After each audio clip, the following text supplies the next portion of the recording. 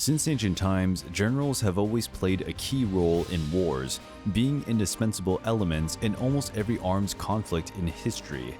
During World War II, the generals of all nations participating in the conflict had to solve dilemmas and overcome obstacles never encountered on the battlefield before. After all, constant innovation in weapons and vehicles made combat progressively more intense. Some of these generals became famous for their brilliance as commanders, others for their peculiar tactics, and there were even the incompetent ones. In today's video, we'll get to know some of the most outstanding personalities of World War II. American General George Smith Patton is perhaps one of the most controversial figures of World War II. His personality is a mix of hero and villain. Patton studied at the United States Military Academy and was an accomplished fencer. In 1915, he was chosen to patrol the frontier along with Company A of the 8th Cavalry in Sierra Blanca, Texas. During this period, he began to use a Colt revolver with a white ivory handle. This gun will become an icon of Patton's image as a typical Texas cowboy. He participated in World War I as part of the Tank Corps of the American Expeditionary Forces and also commanded the tank school in France. His experience as an armored vehicle commander earned him the command of the 2nd Armored Division when the United States entered World War II. Patton led the troops during Operation Torch in 1942 when the Allies landed in North Africa. This allowed them to open a new front against the Axis. He then commanded the 7th Army in the invasion of Sicily, reaching and conquering the city of Messina. Patton's serious and rough personality fit with his aggressive tactics on the battlefield. Several times, the general was reprimanded for making hate-filled speeches and using profanity, although this would have encouraged his troops. On one occasion, Patton crossed the line and even beat 2 soldiers who were suffering from post-traumatic stress. Consequently, he temporarily lost his command position. His picturesque image and his philosophy of leading from the front caused him to receive positive attention, making him a kind of American hero and a typical representation of a World War II general. Some generals were able to encourage their troops even in the most difficult situations. This is the case with British General Bernard Law Montgomery. He fought in World War I, where he reached the rank of lieutenant colonel.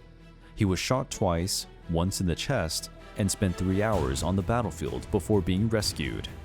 He was promoted to general in 1938. During the campaign in France in 1940, he commanded one of the British divisions and evacuated the troops at Dunkirk. In 1942, Winston Churchill chose Montgomery as commander of the British 8th Army in the North Africa campaign. Montgomery inspired the British 8th Army to fight bravely, melting away at the defeatism that had spread among the soldiers. He succeeded in establishing a valiant resistance against the German forces commanded by Erwin Rommel. Montgomery pushed Rommel to retreat, forcing him to withdraw from Egypt after the Second Battle of El Alamein. Montgomery still participated in the invasion of Sicily in 1943 and was part of the planning for the invasion of Normandy on the famous D-Day. With the end of the war, Montgomery received the title First Viscount Montgomery of Alamein and became Supreme Commander in the British Imperial Command in 1946. He was also Deputy Supreme Commander of the NATO military forces from 1951 to 1958. On the Soviet side, General Georgy Zhukov stood out. He was a Russian military man and politician, as well as the most decorated officer in the history of the Soviet Union. Zhukov was born into a humble family and spent much of his childhood and youth in poverty. He fought in World War I as a non-commissioned officer in the 10th Cavalry Regiment, managing to capture a German officer of West Bukovina. He joined the Red Guard in the Russian Civil War in 1918 and was accepted as a member of the Communist Party of the Soviet Union in 1919. However, it was not until 1941 that he was promoted to general. During World War II, Zhukov eventually clashed with Joseph Stalin over how to best recapture Kiev, which was under German control. Zhukov was removed from his position and sent to the battlefront with the mission to recapture the city of Yelnya. Zhukov's victory at Yelnya was widely used as propaganda to boost Soviet morale. The next mission was to organize a defense in the city of Leningrad, where he actively participated in the siege of Leningrad, possibly the bloodiest urban conflict in all of history. Although the Soviets suffered heavy casualties, consecutive victories at Khalkhin Gol, Yelnya, and Leningrad enhanced Zhukov's reputation. In the following years, Zhukov participated in major Soviet campaigns against German forces, achieving valuable victories, such as the defense of Moscow and the conquest of Berlin in 1945. With the end of the war, Zhukov received important military and political posts, and was the main honoree at the June 24, 1945 Victory Parade in Moscow. Authors would later describe this episode as the main moment of glory in Zhukov's career. Heinz Guderian was one of the most active German generals at the beginning of World War II, leading an armored troop in the invasion of Poland in 1939. Born in 1888 in West Prussia, Guderian was the son and grandson of Prussian officers. His childhood was surrounded by military apparatus, living daily with soldiers. In World War I, he was a communications officer and commander of a radio station. Guderian ended the war as an operations officer in occupied Italy. He disagreed with Germany's signing of the armistice in 1918, believing that the Germans should have continued to fight. In the 1930s, Guderian played a significant role in developing the Panzer Division concept and the doctrine of mechanized offensive warfare, which would later be known as Blitzkrieg, a word that can be translated as lightning war due to the rapid advance of armored tanks. In 1940, Guderian commanded the armored units in the invasion of France, pursuing French troops in the Ardennes forest and subduing the Allied army at the Battle of Sedan. Guderian commanded the 2nd Panzer Army during Operation Barbarossa, aiming to occupy territories in the Soviet Union. However, he was unable to advance his troops and was defeated at the Battle of Moscow. Although Guderian was considered an ardent supporter of Hitler's ideas, there is circumstantial evidence that he maintained contact with movements that planned to overthrow the Führer's government.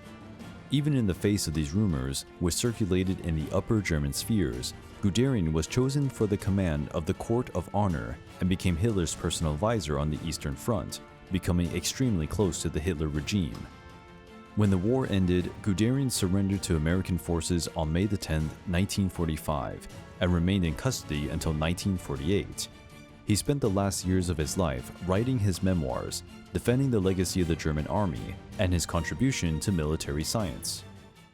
The Japanese Tomoyuki Yamashita earned a reputation as one of the most ruthless generals of World War II. He was known as the Tiger of Malaya for his actions in the invasion of Malaya and Singapore. The son of a doctor, Yamashita was born in a small village on the island of Shikoku. In the year 1905, he graduated as a cadet and attended Japan's military school. However, his military career almost ended early due to his involvement in cases of insubordination and disobedience to his superiors. Yamashita was considered a troublesome officer, as he supported the idea that Japan should continue the war against China instead of starting a new conflict with the United States and Great Britain, but his views were ignored. In December 1940, he was sent by the government on a mission to Germany and Italy, where he met with Adolf Hitler and Benito Mussolini. The following year, Yamashita commanded troops in the invasion of Malaya, and in 1942, he conquered the city of Singapore. Yamashita's 30,000 soldiers captured, wounded, or killed 110,000 men of British, Indian, and Malay troops.